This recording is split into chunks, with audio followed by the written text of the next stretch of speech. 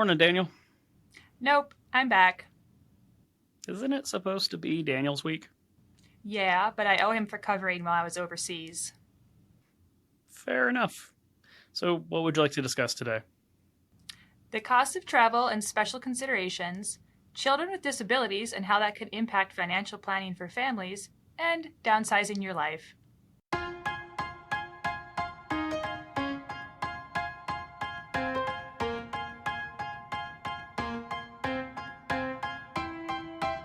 Welcome to the Science of Wealth, where we discuss the science behind financial planning and the art of learning and applying it.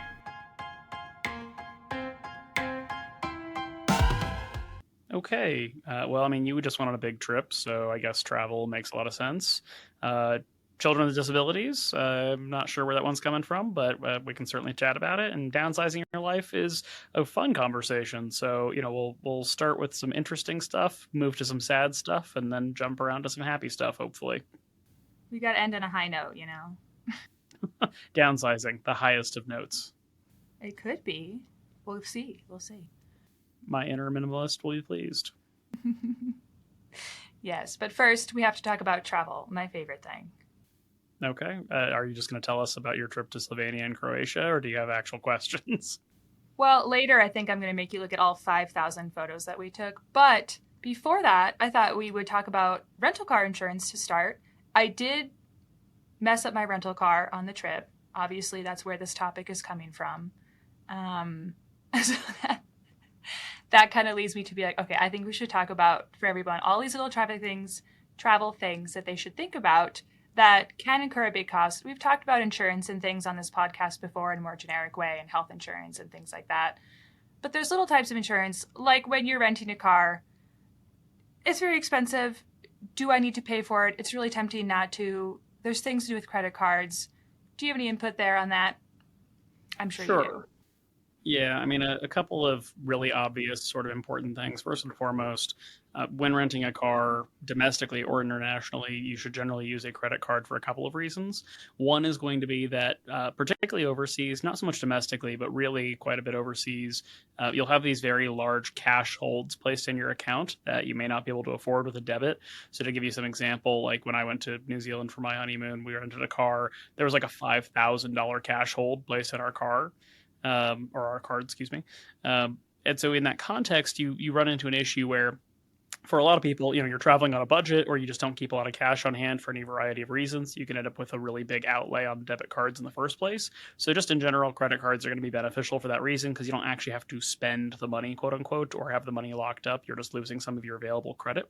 But more importantly, there are a lot of credit cards that have a robust set of travel benefits. Some cards are specifically built for travel purposes. You don't necessarily need to have one for that, but often it's going to come with a, hey, if you book your car and do your reservation on your car through our particular credit card, you will have some damage, benefits. For example, I have a colleague who actually rented a car here in Denver last year and got like a windshield crack while he was driving around, and his American Express ended up paying for it instead of having to pay for the car insurance. Now, I want to forward a point of caution here, though. There's often quite a bit of terms and conditions-iness around the credit card insurance on things like rental cars. So just being mindful that it's not just a magic blanket that'll protect you from all liability. It's really just sort of there to protect you, the car itself, to some kind of minor extent, and not like a very expensive luxury car. Like if you're renting a Camry, you're probably okay. But if you decide to go all the way up the spectrum and rent a car that costs like $200 a day, or you're taking maybe a Turo from a private vendor instead of a rental car company, you may find in the terms and conditions that you're not very well covered by that credit card benefit. Right. That's part of what we ran into because our credit card that we put it on had some coverage, but not what felt adequate to me. So I did purchase like some additional insurance through the car rental place. I went through Enterprise, and that turned out to be an excellent idea because I did scratch the back of it. So that's my big tip to everybody.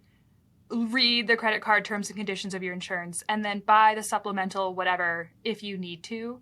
I think the only thing that wasn't covered at all was like the lights on the car. There was no way to cover that, but we didn't damage the lights. So Yeah, I'll say, buying the car rental place's insurance is probably going to be your best form of insurance, cost benefit wise.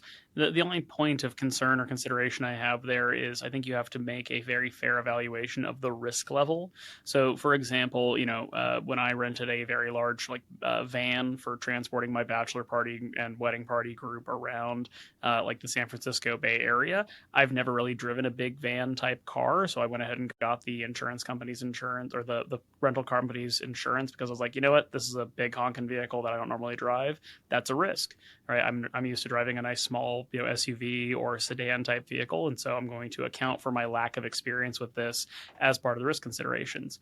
If I was going to rent in a place like New York City and I was going to be driving around Manhattan, I would absolutely get the extra insurance because driving there is chaos and crazy. So it just becomes a risk assessment decision. I think particularly overseas, it makes a lot more sense, even though, as you point out, it can be very expensive. So just being mindful of, the familiarity of the environment, the types of driving, the culture of driving, your familiarity with the vehicle all makes sense. The other part here is that your personal auto insurance can apply to rental vehicles, but often you need to pay for an additional rider to really get the full wraparound benefits of your normal auto insurance on a different vehicle. So just keeping in mind that some people will say like, well, I have auto insurance, I'm good. But if you read your terms and conditions, a lot of carriers will make you pay a little bit extra, something like $20 every 6 months to have your normal auto policy wrap around a rented vehicle or a third party vehicle as well. Right. I, yeah. I always like to go through the rental car company if I can, also just for the convenience factor, I guess. It's a little bit more of a pain to go other routes. For me personally, I will pay extra for that because, I brought the car back and I was like, they said, how was your experience? How was everything? And I said, it is scratched. And they said, great, we don't care. You have the full coverage. Have a nice day. Give me the keys. Like, there was no fuss. There was no hassle. Get on the plane. And I'm also willing to pay a little bit just for that experience. And I think that is, paying for convenience, paying for risk management. I think that's an excellent use case for that type of consideration. Right. So then my other thought here, in addition to this, I did get a parking violation also in my rental car. Listen, there's no signs over there. The roads are very narrow. We were in Slovenia and Croatia for reference. Those cities were built so long ago, they were built for pedestrians, not cars. There's nowhere to park. But anyway, I got a parking ticket. And one other point of caution, deal with it at the time. We took the time to try and translate the ticket into English so we could understand it and found out that if you do not pay it within 3 days, it goes from a €15 fine to a €600 fine. And there was that moment of temptation, like, okay, we'll just throw this in the glove box and we'll ask the rental car company when we bring it back. Well, that would have been too late, and we would have had to pay 600 instead of 15. So, point of caution: translate your tickets. Also, save yourself some money and pay immediately. Yeah, pay immediately, sort of in general. I will point out also the other item of caution around this, just in general, is that like you don't know how stringent other countries' laws are. Like in the United States, driving is just sort of this like rite of passage thing we do to teenagers, and then we're kind of very relaxed about it nationally. Other countries can take driving stuff way more seriously, right? Like, in the United States, you can get multiple DUIs, multiple traffic tickets, multiple parking tickets, etc., and like still be driving. But in a lot of countries, it's very much like an FAFO issue.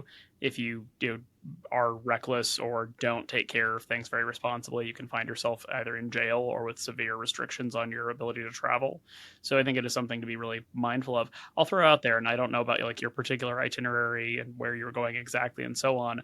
I am a big fan of just public transit in places like Europe where public transit seems to be pretty strong. That may have not been the case in the area that you were in, but that's also just something to consider. In the US, we have terrible public transit, generally speaking, but overseas, particularly in westernized countries or kind of more advanced countries, there tends to be pretty good infrastructure for just taking the bus or taking the train instead of taking the hazards of renting a car, dealing with parking tickets, insurance, all of that. Oh, absolutely. We rented a car. We were in a lot of rural villages up in northern Slovenia, so we needed it. And then when we got down into southern Croatia with a little bit better public transport, we returned the car a little bit early before the end of trip.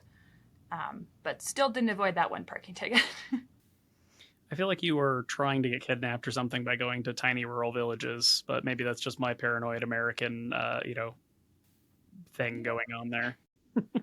That's how I always travel. I picked safer countries this time. You would be excited for me. I Actually, most people in my life were excited I picked these countries. Very low crime rates, actually, as far as just like petty crimes and things there. Oh, that's a plus. I know, pickpockets are sort of making the waves or making the news at the moment in Europe. So I'm glad you avoided that issue outside of your scratching your car and your parking ticket. Yes, and one questionable experience in a lift that I don't think was actually a lift, but again, totally fine and not a financial issue. Again, back to trying to get kidnapped. Well, I got it. It was the right car. And then it wasn't a lady, it was some guy. And I was like, "You're not Teresa." And he goes, "No, Teresa's my mom. I got banned from Lyft, so I use her account." And I was like, "Let me out of this car. What do you mean? You can't do that." Yeah, I was going to say. I mean, you can't do that, but also just like immediate question: why did you get banned from Lyft? Oh, I asked him that, and he goes, "Well, it's not fair." He says they do this face verification several times per day, and I failed it because I used to have a beard and now I don't have a beard, and so they locked my account for 5 days. And I was like, I don't actually know if Lyft does that to drivers. They didn't used to. I don't know if they do face verification or he was just making that up, but didn't feel good about that. Anyway. Yeah, I'm gonna put that in the risks not needed to be taken category. Yeah, well, you got to get out of the car. I was traveling with my sister, and I was like, "Get out of the car right now. Get out. You're done." Fair enough. Well, other than rental car problems and scratching your car and parking tickets, anything else in the travel genre we want to talk about? Definitely check, your phone plan and roaming charges and things like that. We went the route of just getting an eSIM for her phone because we were together the whole time. It's like, well, I don't need to. It's fine. But, in the process of calling our various providers and things like that, you can really rack up some fees if you do not alert your carrier that you're traveling. Um, I would look out for that. It's interesting. Like obviously eSIMs, like if you particularly trip or it's just going to be very expensive on your network fees, whatever. I think it's a good idea to go that route. I will say I appreciate that it's sort of automagic these days. I remember the last time I spent significant time overseas prior to honeymoon and wedding and all of that. I was like in Europe for a couple of weeks, and it was back in the day when like you had to essentially buy a special cell phone to get on a different network. It was just this whole hassle that went into it. So I appreciate it now that essentially your phone works anywhere in the world. It'll just cost you more money. But obviously, to your point, right? If it's going to be for a long time or the daily rate's going to be outrageous, it does just make sense to get an eSIM or maybe even just buy a burner phone locally and just go ahead and pick one up at a Target or something or the ye old Target, whatever the equivalent is wherever you are, and just use a local phone for a couple of days or a week or two. But your mileage may vary. All right.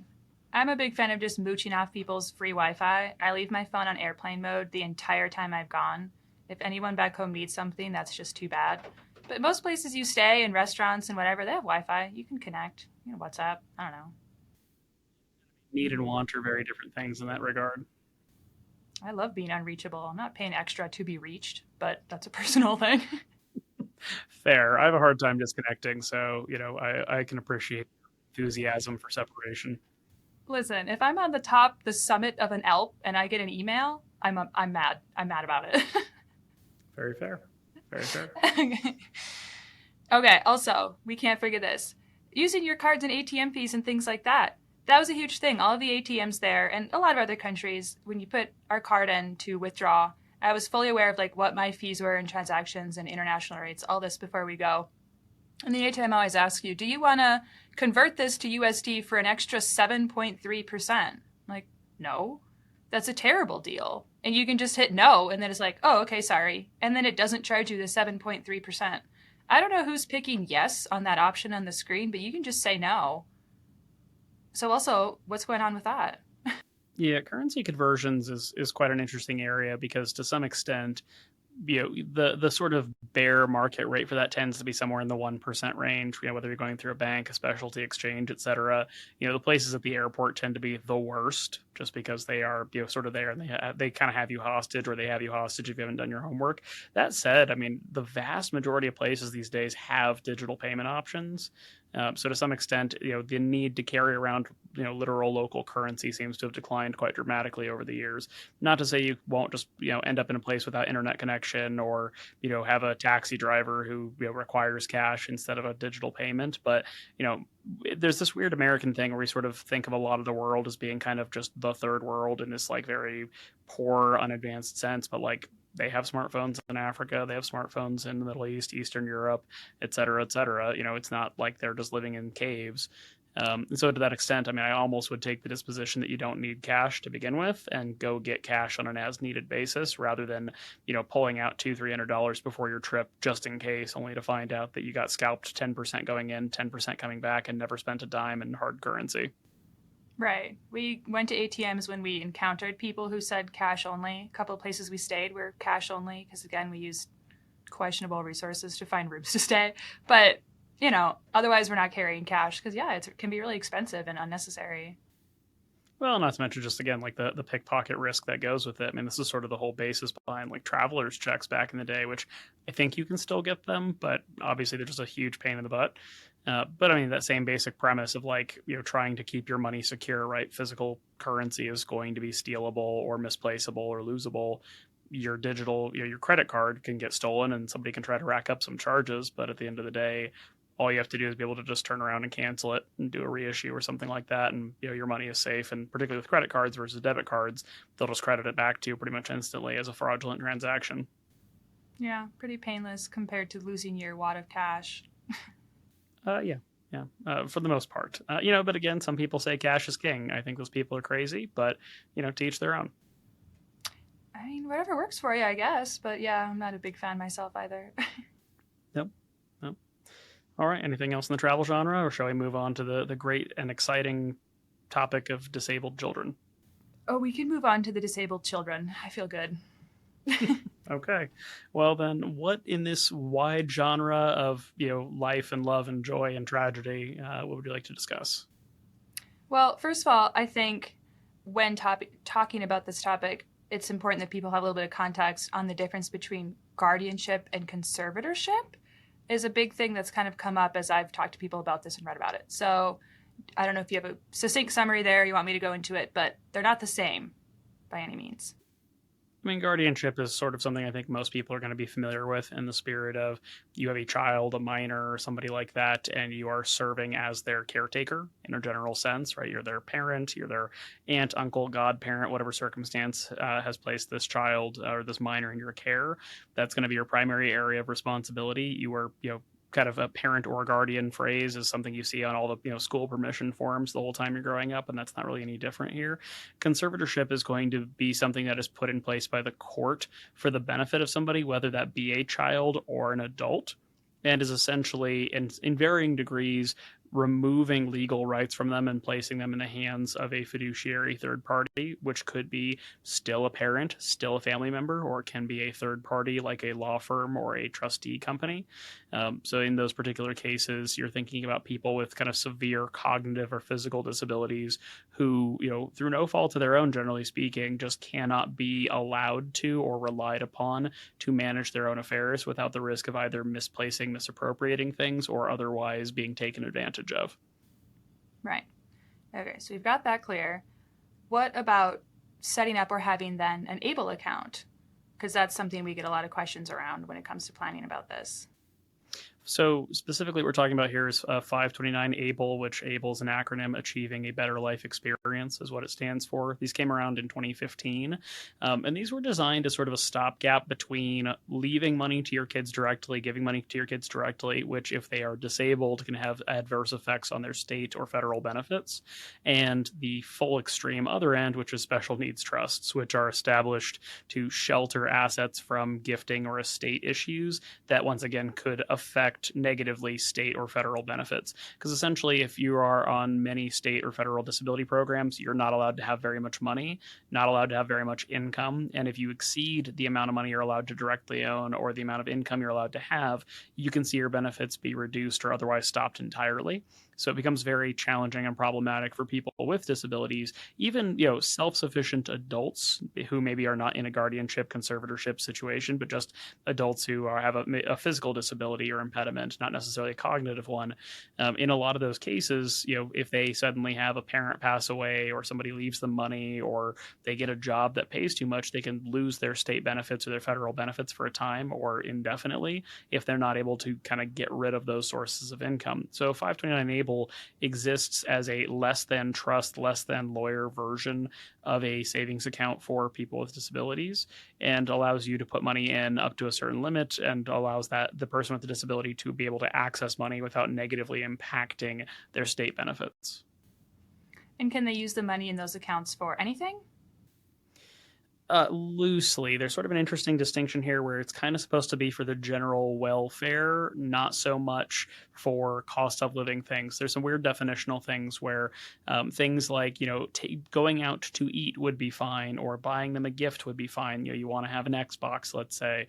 Like those sorts of things are fine, but the rules are a little bit squiffy around things like paying for rent or paying for day-to-day care, groceries, medical expenses, etc. It's something where you kind of have to look at the specific thing you're trying to pay for and go review the rules to ascertain whether a thing is going to be permitted or not.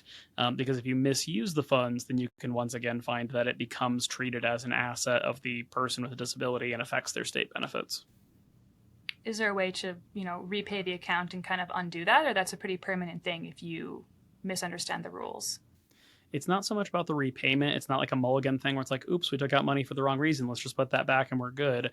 It's that a lot of the state mechanisms that are in place to prevent, misuse or abuse of the system, i.e., the making too much money, having too much money thing, can automatically be triggered by a transfer. Let's say somebody says, I want to take a vacation with my able money, and you say, great, we'll send you the money to do that, and then suddenly the money's in the bank account and it triggers an alert, and the state will just suddenly freeze their benefits until their balance gets below that level. So then it's not so much about putting the money back so much as getting the money out, gone, spent somehow, getting below the level, and then going to the state and recertifying. So there could be a period of time then while you're making all these adjustments where you're without benefits. And timing can be a real pain here too, because let's say your benefits are being paid out on the first of each month, and on the second of the month you have this transfer and you're ineligible, right? But you don't immediately know that, and maybe they send you a paper letter somewhere, but you don't check your mail that frequently, or you miss it, or it gets lost, and then you get around to the first of the next month and suddenly your benefits don't show up, and suddenly you're missing your rent payment, or your subscriptions aren't getting paid for, or your utilities aren't getting paid for, and then you have to go through this process of recertifying, which state by state can be easier or more difficult. This is one of those things, not to get into politics too much, but there are many states that try to make public social benefits very difficult to obtain and very difficult to maintain, because they have sort of this focus on self independence versus support of the state. Some states are very generous in this area, so then depending on kind of whether you live in a red area or a blue area, your mileage may vary based on how easy it is to lose your benefits and how easy it is to reobtain or recertify, or how difficult it can be. Yeah, I guess it's something to definitely pay attention to, because that can make quite a mess for you and your loved ones. That's a big deal. Yeah, I mean, I deal with this in my family. I have a nephew with some fairly severe physical and cognitive impairments, who has been essentially on state benefits essentially since he was born, and will probably stay on state benefits in his entire life. And so a great deal of my extended family's estate planning and gift planning and all of that has revolved around his specific needs and avoiding accidentally invalidating his benefits at some point in the future. Right. So, okay, in an instance like that where you're doing estate planning and everything's been thought of, is a will enough, or are there a lot of other things that need to be put in place when there's somebody like that in the family? A will could be enough, but only insofar as you are essentially going to leave that special needs individual on their own. So, let's say you have two children, one is special needs, one is not special needs. Technically, if you just leave everything to the non-special needs child, you could potentially forego or bypass any of these potential issues. The obvious problem and consideration here being maybe you don't want to just financially abandon your special needs child and leave them on their own and say, sorry, your sibling gets everything because you have an impairment or an impediment of some sort. So functionally, you're almost always going to need some version of special needs trust planning, preferably really far in advance, to account for this, where essentially anything you want to leave to the special needs individual goes into that trust instead of going to the individual.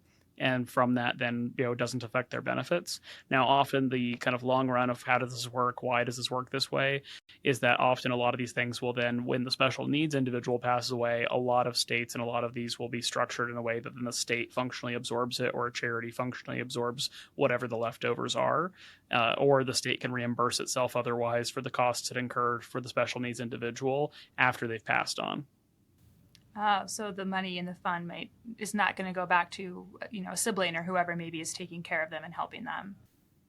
I'm sure there's some creative mechanisms and ways that you could try to effectuate that, but generally what I see in this area is a charity or the government is going to end up being sort of the final beneficiary of this stuff because it's sort of a handshake agreement saying like, hey, we're not just going to scalp your estate for every penny it's worth because we don't want your special needs child to get something. You can leave money to them if you do it in the right way, but we've now been paying for or supporting them for years, decades, whatever it is. And now that they've passed on, and now that sort of the family interest in this individual and their welfare has passed, the public has been paying their way for a long time. We're going to try to reimburse ourselves to some extent. Sure. Okay, well, I suppose as part of setting all of these things up, then just having conversations among family members is also equally as important. Talking about, who does supporting this individual in the family look like maybe they're coming to live with me, or are we just giving them financial support? How do you have a conversation like that?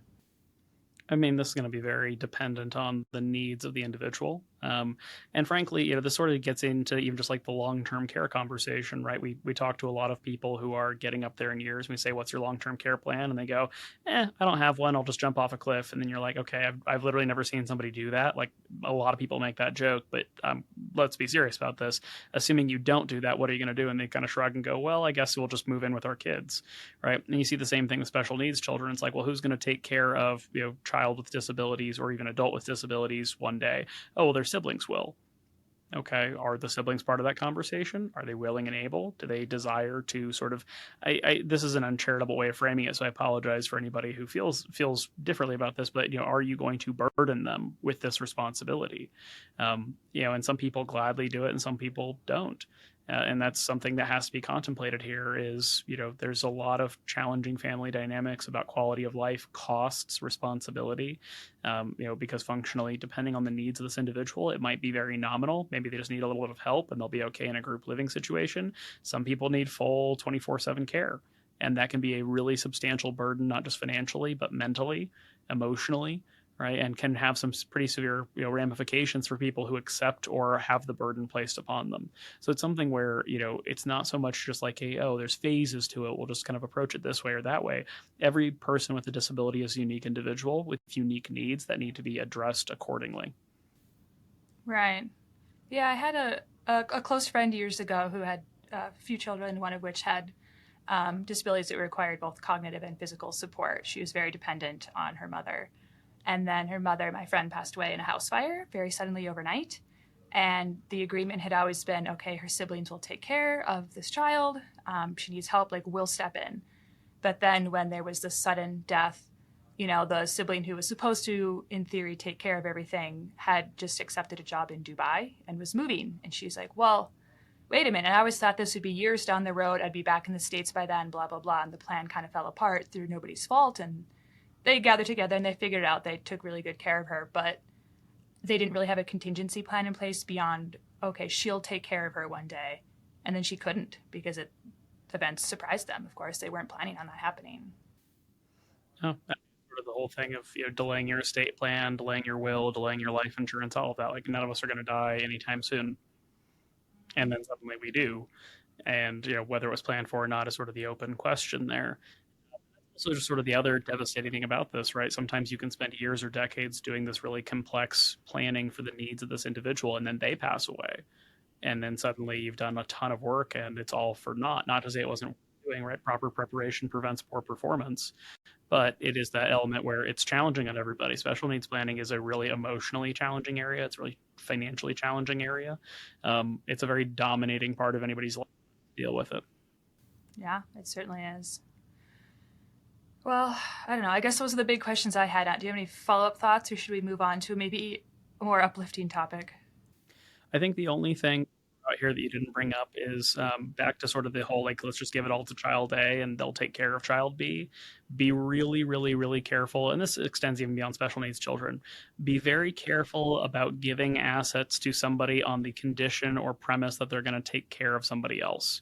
Because unless there is a trustee relationship, fiduciary relationship, i.e., you put money into a trust and then make somebody a trustee over that trust for the benefit of that third party, there is no legal obligation or financial obligation. So if I leave everything to child A and assume they'll take care of child B, Maybe child A is a bit of a sociopath or just doesn't want to deal with it, and they just abandon child B when you're gone. You're not going to be there to change what your instructions were. So just be very careful about whether it's minor children, people with disabilities, even in a blended family situation where there's children from a prior marriage and you're kind of worried about your spouse and whether they're going to, treat them fairly if you pass away first and so on.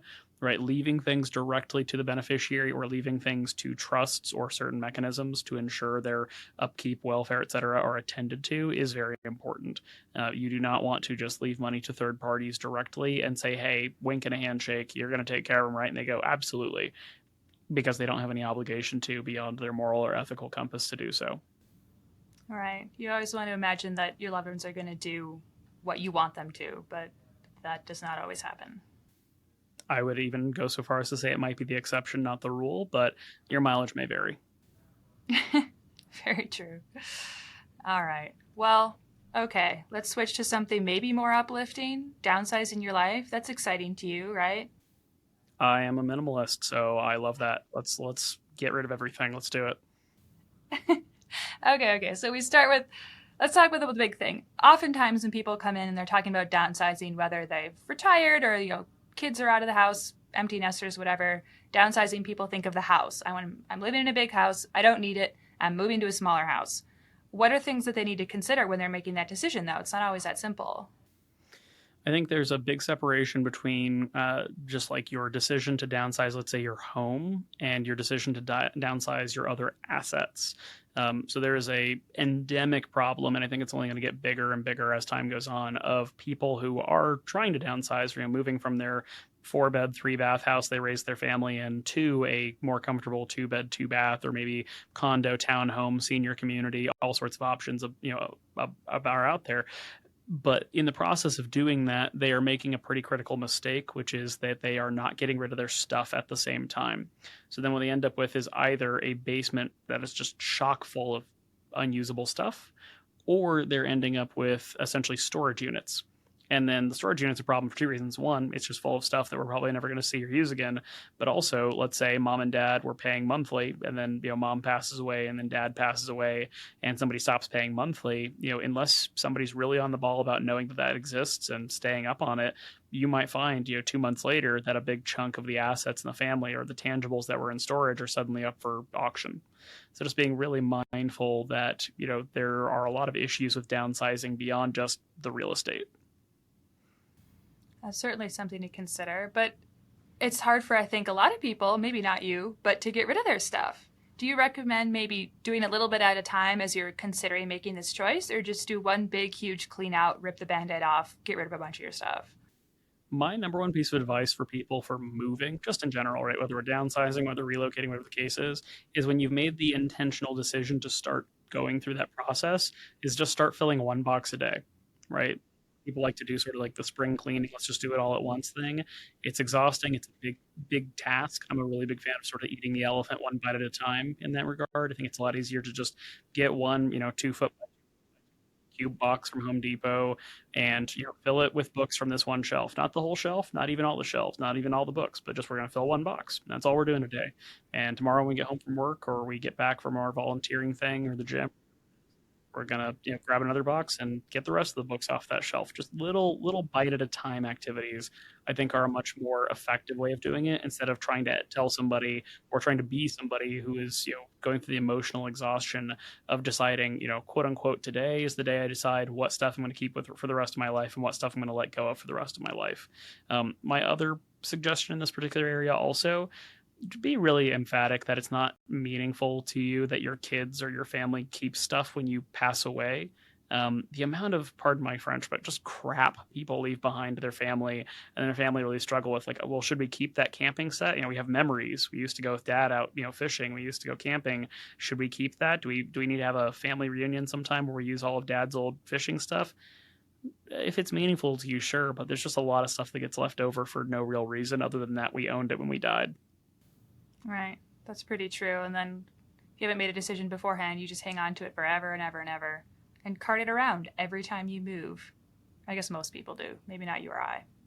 That's a big one. The other one also is just certain assets are legal or illegal to own based on kind of grandfathering laws. So the obvious thing I'm thinking of here is firearms. There can be a lot of cases where it was legal for you to own a firearm because you bought it back in 1976 when it was okay to own that type of thing, and then a law passed at some point saying that you can no longer own that type of thing unless you already owned it, and then by law when you pass away or transfer to anybody else, no matter what the situation is, it's no longer legal. So just being mindful also that if you've got that old super duper modded up kick-ass AR-15 somewhere with a bunch of illegal attachments in California, that you may want to dispose of that, defer that, or transfer that however you can legally prior to your passing, rather than leaving a safe full of felonies in your house.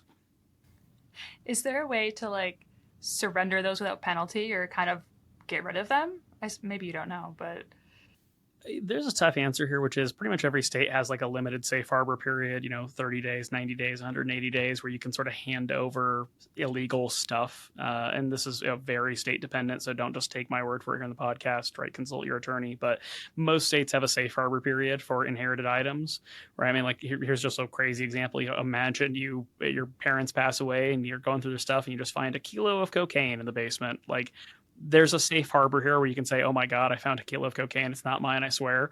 But just being mindful that, again, every state's going to be dependent. I would definitely call a lawyer first before you call the authorities to surrender these things or report these things.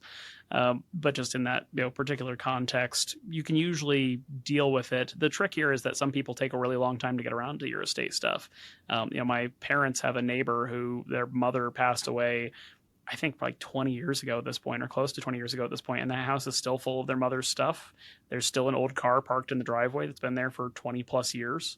Some people are just very emotionally burdened by dealing with their family's affairs. So that's part of where, on the living side, when it's your stuff, communication is good as much as you can. And again, trying not to leave your family a box or a safe of felonies somewhere in your house is a pretty good idea.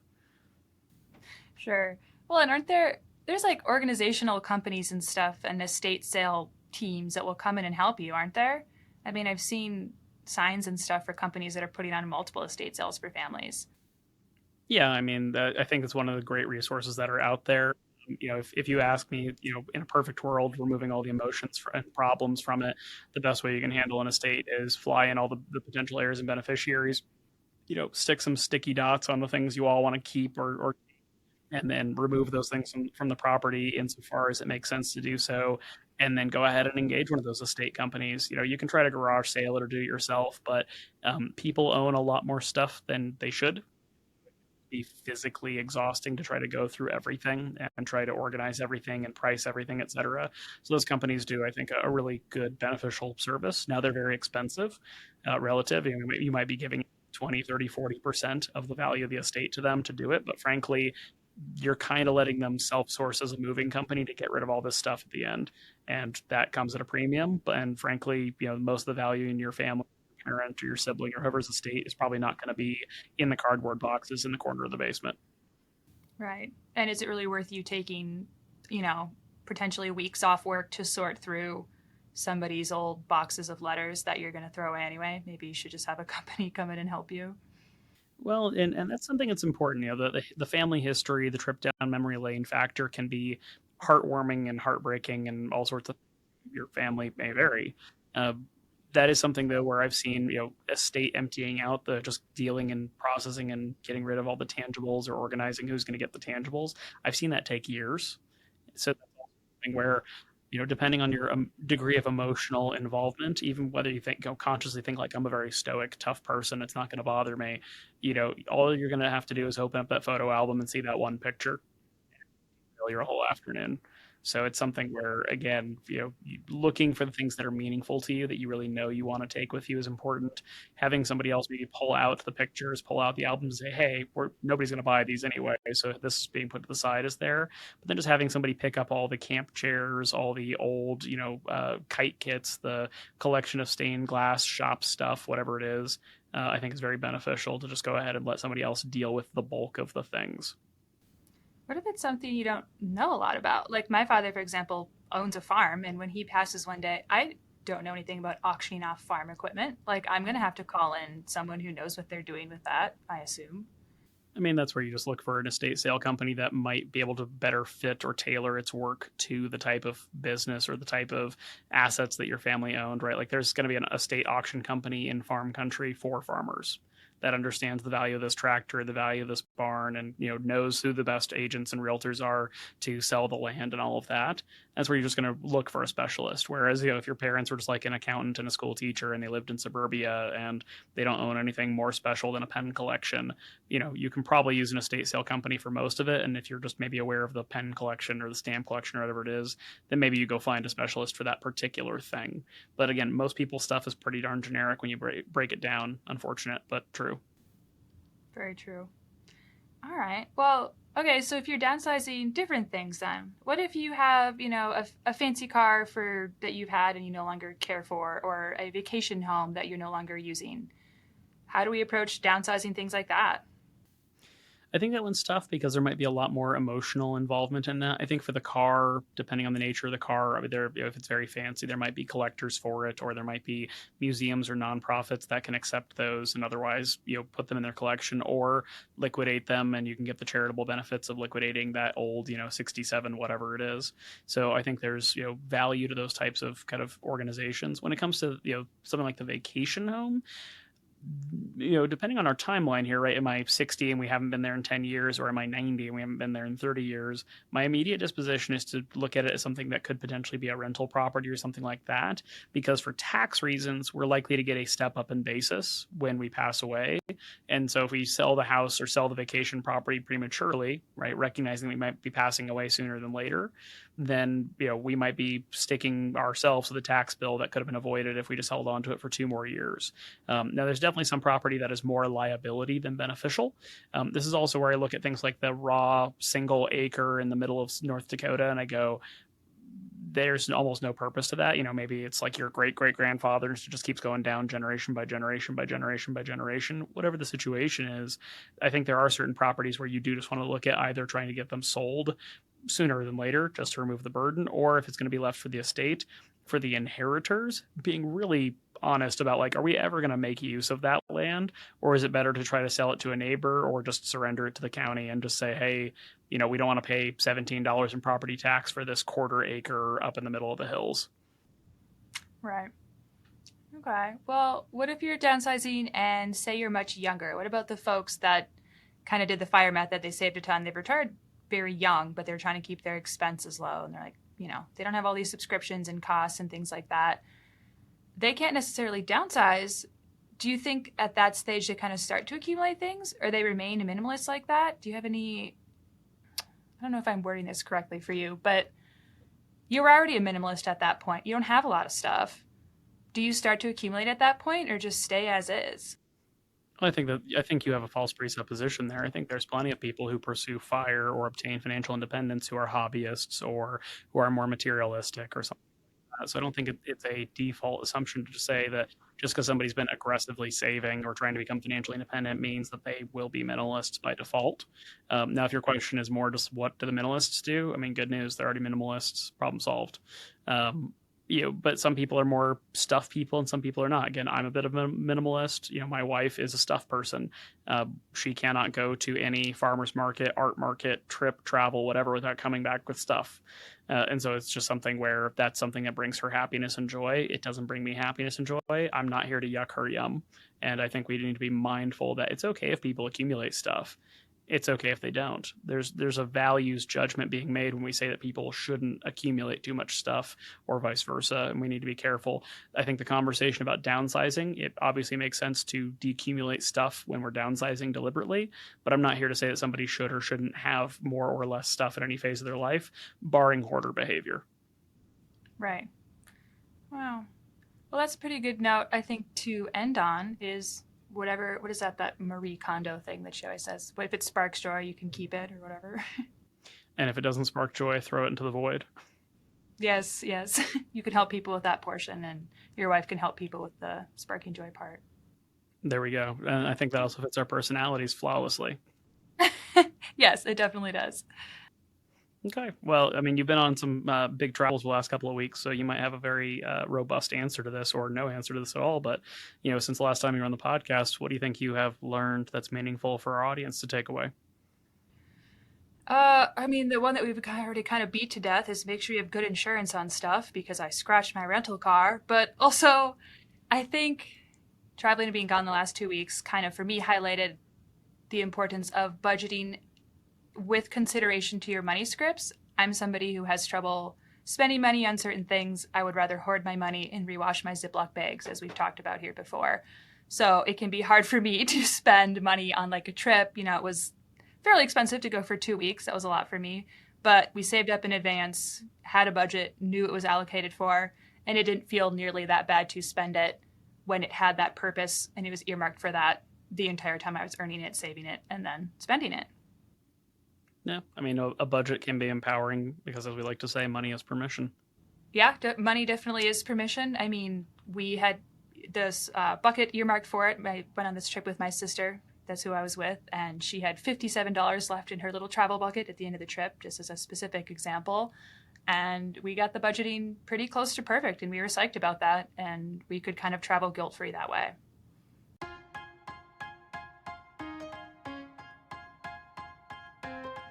The Science of Wealth is produced by My Wealth Planners, a registered investment advisor in Colorado. The theme song is This Is Your Time by Dan Phillips. The podcast is intended for educational purposes only and is not investment advice or any other form of advice. Not all material discussed on the podcast is appropriate for every individual in every circumstance, so you should consult with a certified financial planner, tax professional, or legal professional as appropriate before attempting to apply any of the subjects, strategies, or tactics discussed on the podcast.